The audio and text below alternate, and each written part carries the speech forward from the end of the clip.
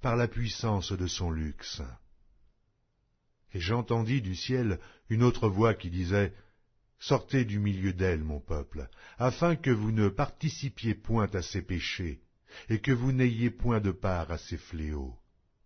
Car ses péchés se sont accumulés jusqu'au ciel, et Dieu s'est souvenu de ses iniquités. Payez-la comme elle a payé, et rendez-lui au double selon ses œuvres. Dans la coupe où elle a versé, versez-lui au double.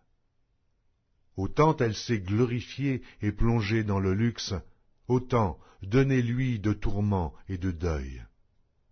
Parce qu'elle dit en son cœur, « Je suis assise en reine, je ne suis point veuve, et je ne verrai point de deuil. » À cause de cela, en un même jour, ces fléaux arriveront, la mort, le deuil et la famine, et elle sera consumée par le feu, car il est puissant, le Seigneur Dieu qui l'a jugée. Et tous les rois de la terre, qui se sont livrés avec elle à l'impudicité et au luxe, pleureront, et se lamenteront à cause d'elle, quand ils verront la fumée de son embrasement. Se tenant éloignés dans la crainte de son tourment, ils diront, « Malheur, malheur, la grande ville, Babylone, la ville puissante, en une seule heure est venu ton jugement. » Et les marchands de la terre pleurent et sont dans le deuil à cause d'elle, parce que personne n'achète plus leur cargaison.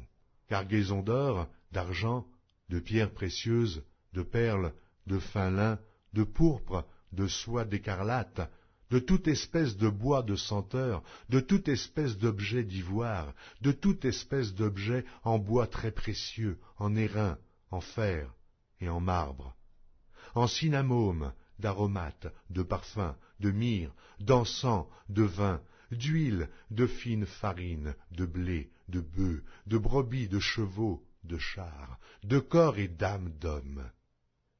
Les fruits que désirait ton âme sont allés loin de toi, et toutes les choses délicates et magnifiques sont perdues pour toi, et tu ne les retrouveras plus.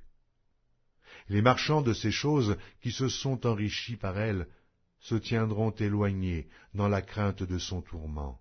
Ils pleureront et seront dans le deuil, et diront, « Malheur, malheur, la grande ville qui était vêtue de fin lin, de pourpre et d'écarlate, et parée d'or, de pierres précieuses et de perles.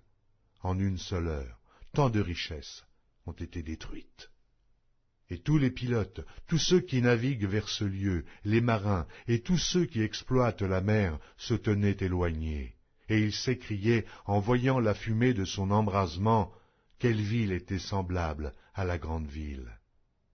Ils jetaient de la poussière sur leurs têtes, ils pleuraient, et ils étaient dans le deuil. Ils criaient et disaient, « Malheur, malheur, la grande ville où se sont enrichis par son opulence tous